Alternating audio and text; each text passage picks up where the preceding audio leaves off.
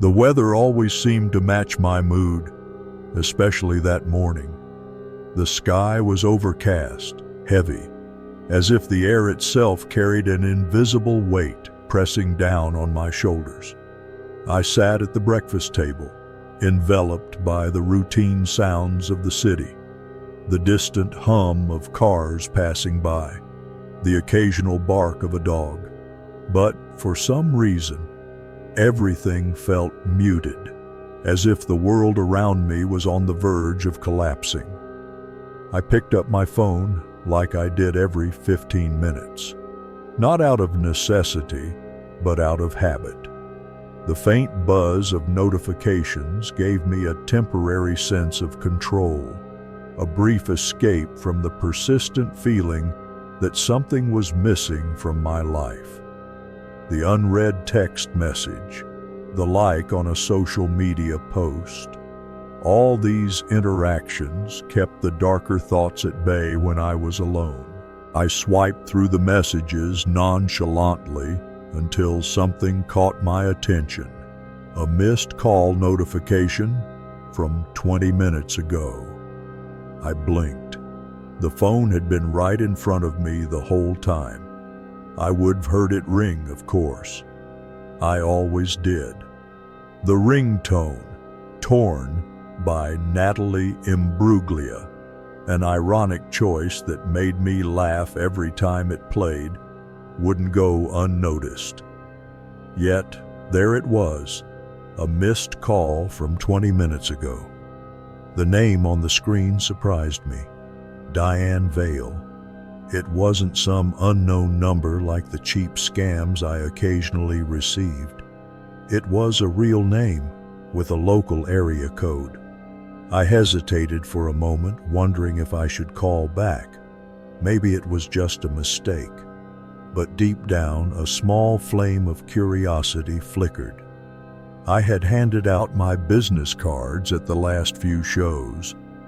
Maybe this Diane had seen one of them. Maybe she was someone important. I took a deep breath and pressed the button to return the call. After a few rings, a frail, raspy voice answered. Hello? It was clearly the voice of an older woman, tired, with a slight tremble in her tone. Hi, this is... I hesitated, unsure of what to say. I received a call from this number, I think about 20 minutes ago. Oh, I'm sorry, dear. I think I dialed the wrong number. I was trying to reach my husband. I smiled, finding the situation a bit amusing. The mistake was understandable. It wouldn't be the first time someone dialed the wrong number. No problem, ma'am, I replied. These things happen. I hope you get in touch with him. She thanked me, and before I could hang up, quickly added, It was so kind of you to answer. Not all young people are as polite these days, you know. I smiled awkwardly. Well, I try. There was a silence on the other end, followed by a deep sigh. You know, I miss when people were kinder, when the world seemed more connected. That phrase hit me strangely, as if there was a hidden weight in her words. I didn't know exactly how to respond, so I murmured a polite yes, and ended the call shortly after, finding her tone a bit sad, maybe even melancholic. But at the time, I didn't think much of it. The following days passed without incident, until, a week later, there she was again. Diane Vale on the caller ID. It was odd. I could hardly believe it. I answered, with a growing sense of unease in my stomach. Hello? Oh, you're not Martin. Diane's voice sounded hesitant and confused. I'm sorry. I think I've called you again by mistake. My body tensed. This was strange. Why would she call me again and with such a similar mistake?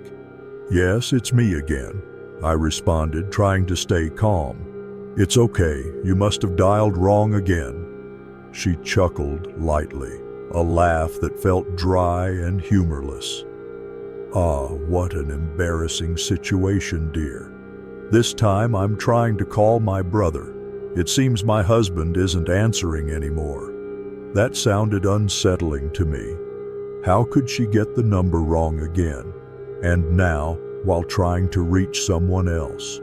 Diane seemed like an elderly woman, someone with technological difficulties, but something in her voice made me uneasy. The way she mentioned her husband and now her brother, there was an indefinable note there. "I see. Well, good luck with reaching him," I said, trying to hurry the end of the call. She thanked me again, but this time I noticed her voice was more hesitant, almost as if she didn't want to hang up, as if there was something else to say, but she wasn't sure if she should. Before she could say anything more, I quickly ended the call. After hanging up, a sense of discomfort washed over me. I couldn't stop thinking about the melancholic tone in her voice. Something was wrong. Days passed, and I began to forget about Diane Vale. I focused on my shows and other aspects of life, trying to bury that uneasiness deep in my mind. But no matter how hard I tried to distance myself from that episode, something seemed to follow me. At night, I began to dream of her. In my dreams, I couldn't see her face, but I could hear her labored breathing. She was there somewhere, watching me. The third contact came in the middle of the night. The clock read 2 a.m. when I was awakened by the muffled sound of Torn playing in the dark room. My heart raced. The name on the caller ID was the same, Diane Vale. But this time, it wasn't just one call. There were 20 missed calls. She had been calling me non-stop over the last hour, and I had slept right through it. Something inside me snapped at that moment. I blocked Diane Vale's number without hesitation. I didn't want to hear her voice again or feel her presence in my life. The stress of a series of increasingly strange events was eroding my sanity. I needed peace. The next morning, however, that peace was shattered by the voicemail messages Diane had left. 10, 15, 20. I felt my stomach churn, but morbid curiosity won out. I had to listen. The first message was just the sound of breathing. Slow, irregular breathing, almost as if she were holding back tears but never quite crying. Yet the most disturbing part was that each following message was exactly the same. No words, no explanations, just her breathing, longer each time, more drawn out, echoing in the back of my mind. After listening to all of them, my entire body was stiff. Why was she doing this? What did she want? I had blocked her number, but the voicemails seemed to follow me, as if she were invading something deeper than just my phone, something more personal. The dreams began to intensify after the messages. Instead of being vague, the nightmares grew increasingly vivid.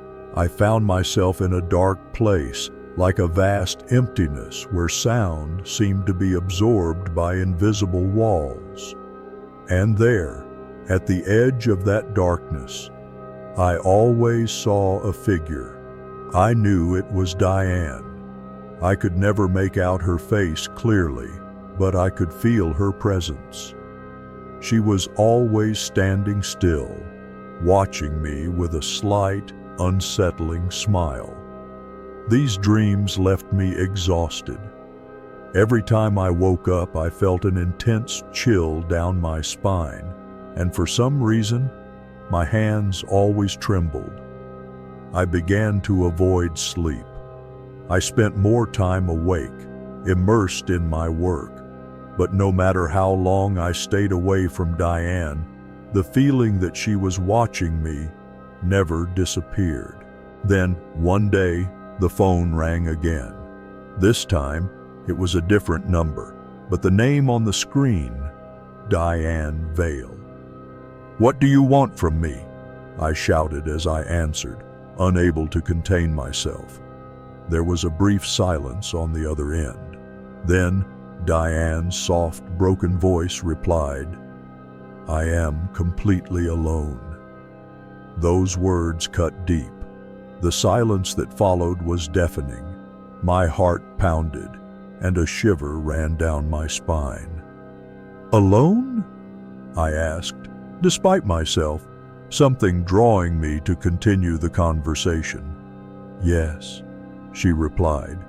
Her voice sounded distant, as if she were speaking from far away. "Everyone is gone. My husband, my brother, my friends. Everyone is gone, and now I'm trapped here. I just wanted someone to talk to. I just wanted a little company." There was something deeply wrong with that voice. She no longer sounded like the confused, elderly woman from before. There was genuine pain there, but also something darker, something that made me wish I had never answered. She kept speaking, her voice growing more fragile. "I thought that, when everything ended, I would find peace, that I would see everyone again. But no, all that exists is the void, the darkness, and it's so lonely here." I wanted to hang up. Every word she spoke seemed to pull me deeper, as if something were trying to penetrate my mind. My muscles were tense, my hands sweaty, but I couldn't interrupt her. "You need to let me go," I whispered, my voice almost breaking. "I can't talk to you anymore.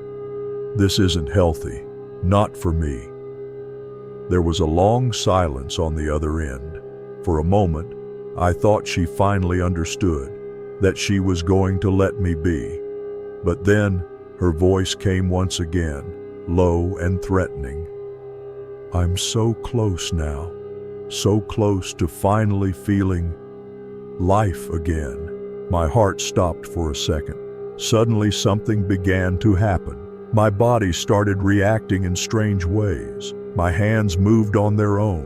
My fingers began to brush my hair gently, slowly, as if someone else were in control. I tried to fight it, but it was as if my will was weakening with every second. "What are you doing to me?" I screamed, struggling to regain control over my body. Diane's soft laughter echoed in my ear. "I just want to live again. I just want to feel the warmth of life, of youth, and you. You're perfect." I knew I had to end this. There was no more time. I ran to the bathroom, desperate, my body fighting against the growing will that seemed to be infiltrating me. I looked in the mirror and saw my reflection. My eyes were filled with terror, but my hands were caressing my face as if they belonged to someone else. She was trying to take me, to consume me. With a desperate cry, I slammed my head against the mirror, shattering the glass in an explosion of pain. I felt the blood trickle down my forehead, but somehow the pain brought me back to reality. The feeling of control returned, but Diane was still there, laughing softly through the phone lying on the floor. "You can't get rid of me that easily." I collapsed onto the bathroom floor, panting, as Diane continued to speak. Her tone had changed. She was furious. "I was so close, and you betrayed me. You don't deserve this life." I gathered strength from somewhere I didn't know I had. I grabbed the phone and, with one last breath, hung up the call. But before I could breathe a sigh of relief, Torn rang again. Another call, and another. and another. Each new call came from a different number, but always with her name. She was chasing me, suffocating me. Without thinking, I rushed to the toolbox and grabbed a hammer. I returned to the bathroom and, without hesitation, destroyed the phone, pounding it repeatedly until nothing remained. The sound of the hammer striking the cold floor echoed through the house, but it didn't seem to be enough. Even with the phone shattered, the sense that Diane was still there, somewhere, persisted. My body trembled, sweat pouring down my forehead mixed with the blood from the wound I had caused by breaking the mirror. Every beat of my heart seemed to echo through the emptiness around me.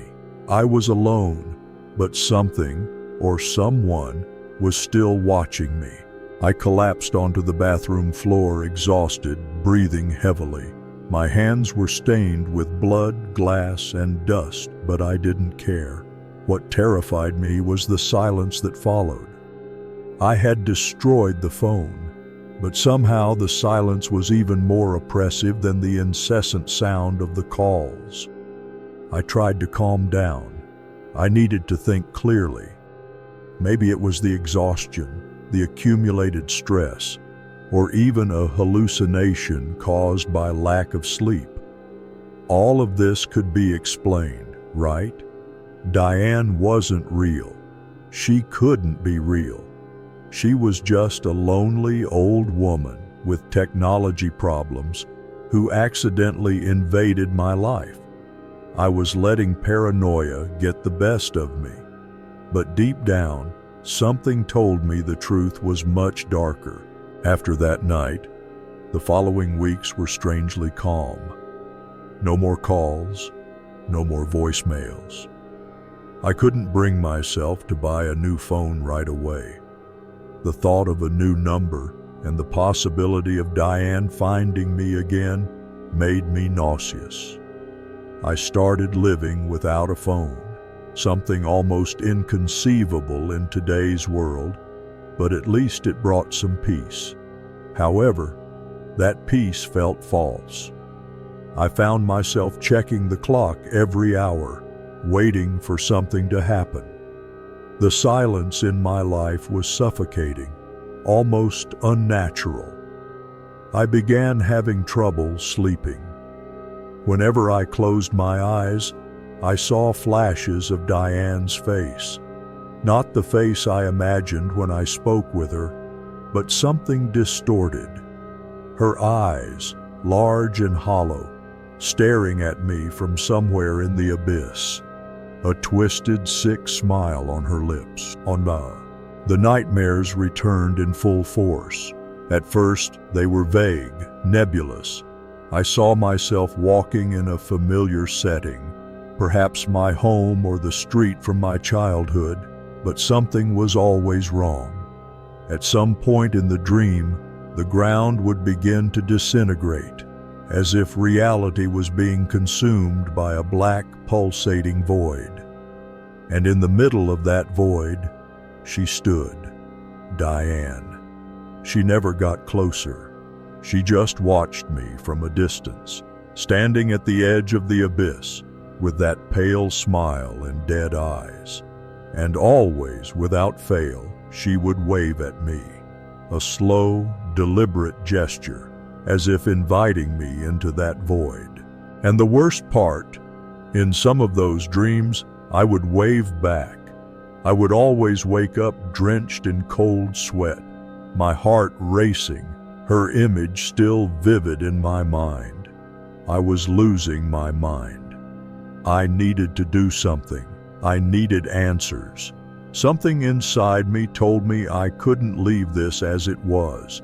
I had to understand who or what Diane Vale was. I decided to research Diane Vale further. The idea seemed silly at first, but I needed to know if there was something real behind all this madness. The local public library was still a reliable resource for someone living without a functional phone, so I spent hours on old computers, searching for any mention of her online. In my mind, I thought it was unlikely I'd find anything. Maybe she was just an unknown old woman with no online records. But then, after a few hours of searching, I finally found something. An old newspaper article dated more than 20 years ago. Tragedy on the highway. Entire family loses their lives in a horrific accident. The headline sent a chill down my spine. I kept reading. The accident had occurred on a highway near Minneapolis. The Vale family's car had collided with a truck after a brief moment of distraction by the driver, Diane's brother. All the passengers, Diane's husband, her sister-in-law, and Diane herself, had died at the scene. I blinked, incredulous. Her name was there, in print, etched into a distant past. But how was this possible? She had been dead for over 20 years. I had spoken to her. I had received calls, messages, all of this after the date of her death. I kept reading the article. One sentence, in particular, stood out. Emergency services reported that Diane Vale's body was the last to be removed from the wreckage. Even though she was severely injured, witnesses claimed that she was still conscious for several minutes after the accident, mumbling incoherent words as paramedics tried to assist her. Her last recorded words were, "I'm still here." The air around me seemed to thicken. My eyes raced over the article, unable to believe what I was reading. How could she be dead? How could she have been calling me if she had been trapped in an accident 2 decades ago? The emptiness began to fill my mind again. The idea that Diane was, somehow, trapped between life and death, or maybe something worse, started to take shape. She didn't want company. She wanted life, my life. I left the library with my head spinning. The answers I had found were much worse than any rational explanation. And now I knew she was real. She was dead, but somehow her presence still existed. And she wanted me. Days passed since I found the article. My sleep became non-existent, and I began to question my own sanity. Every time I closed my eyes, I saw Diane's face, growing closer each time. I didn't know how much longer I could hold on. I needed help. I didn't know who to turn to. My friends were distant, disconnected from my life due to my growing obsession. I couldn't tell anyone without sounding completely insane. That's when, on a cold and silent night, the inevitable happened. I had avoided buying a new phone out of fear that she would find me again, but I gave in to the pressure of modern life. The new device sat on the table, and I lay on the couch, trying to convince myself that everything was under control. The sound of torn echoed through the room. My blood ran cold. Slowly, I turned my head toward the phone. The name on the screen made me feel as if the world was crumbling around me. Diane Vale. Again. I couldn't run anymore. I answered the call with trembling fingers, feeling the desperation taking over. "I'm still here," her voice whispered through the phone. I felt my body freeze. She was with me. She had never left, and now I knew she was closer than ever. Diane Vale's words echoed in my ears like a distant echo, but terrifyingly close. "I'm still here." Those words weren't just a whisper, but a promise, an affirmation that she had never left me, that in some way she had always been present, even in the moments when I thought I had escaped. The truth hit me like a punch to the gut. There was no escape. The room around me seemed to close in. The familiar space of my home, which had once given me a false sense of security, now felt suffocating, as if I were being swallowed by an invisible void. The phone was still in my hand, the call still active, but I couldn't muster the strength to hang up. "Diane?" My voice came out as a weak whisper, barely audible. She didn't respond immediately. There was only silence on the other end, a silence that seemed to stretch for ages, filling every corner of my being. My heart pounded uncontrollably in my chest, adrenaline keeping me steady, but my mind was on the verge of collapse.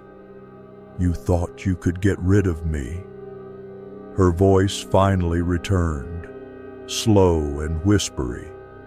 "You gave me a chance, and now I'm so close to returning." Returning? What did that mean? I felt as though my very existence was at risk. That growing sense that she wanted more than just to torment me became clearer with each passing second. She wanted my life. I stood up from the couch, my vision blurred with fear and exhaustion. Every step toward the bedroom felt like a monumental effort. I wanted to run, to hide, but where could I go? Diane wasn't a real person, a physical being. She was a presence, something that couldn't be fought with human tools. The feeling of being watched grew stronger, even when I couldn't see her, even when everything around me seemed normal. I felt the weight of her eyes. No matter where I went, Diane was with me. In the nights that followed, what had been a nightmare began to merge with reality. My head constantly ached, as if something was compressing my thoughts, my very being. I no longer knew how to distinguish what was a dream from what was real. I woke up in a state of confusion, often with my hands moving on their own, as if they had a will of their own. Once, I woke up in the middle of the night with my hands firmly wrapped around my neck, nearly choking myself. I could no longer ignore it. Diane was infiltrating me. More and more, she seemed to be controlling my body. And always after these episodes, I heard her soft laughter somewhere far away, a laugh of victory. Each day that passed, the line between my consciousness and her influence became thinner. I felt like I was losing control, as if I were slowly being displaced from within myself. In some moments, my hands would make gestures that weren't mine. My thoughts seemed to blend with hers. It was as if two entities were inhabiting the same body, and I knew I was losing the battle. "You don't have to fight me," she whispered one night, as I stared at my own reflection in the bathroom mirror. "This will end soon. It will be painless, and you won't feel alone anymore." The reflection in the mirror began to distort. The image of my face twisted, my eyes sinking in. The smile that appeared was not mine. It was hers. She was taking control, and I was disappearing. Desperate, I knew I needed help. I sought out a specialist in paranormal phenomena, someone who might be able to explain what was happening. I found a man named Dr. Gabriel, known for dealing with unexplainable events.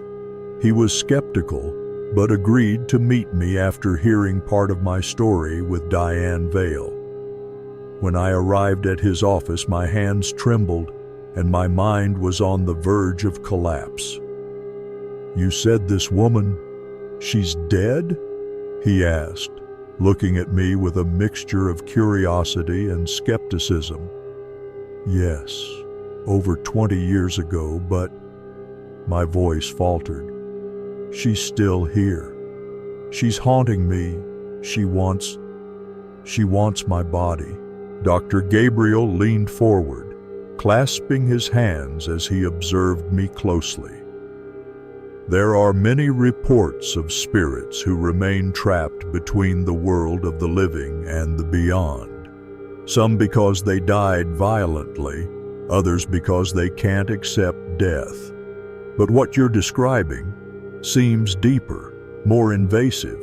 He took a deep breath, rising from his chair and walking over to a shelf full of old books. He pulled one out and returned, opening it to a specific page. "There's a theory about lost souls seeking hosts," he began.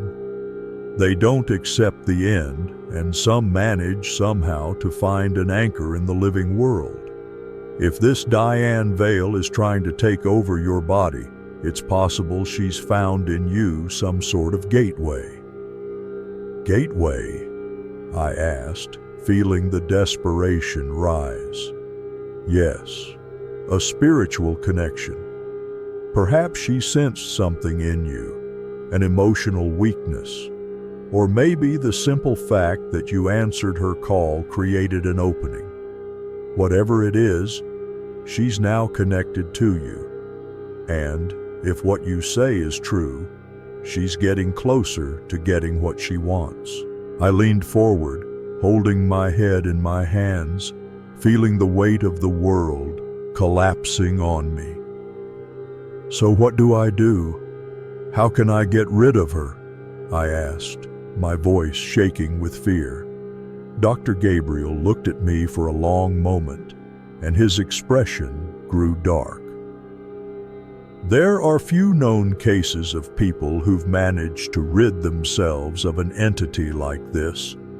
Most people who come into contact with spirits like hers end up being consumed. But there is one chance, one last chance."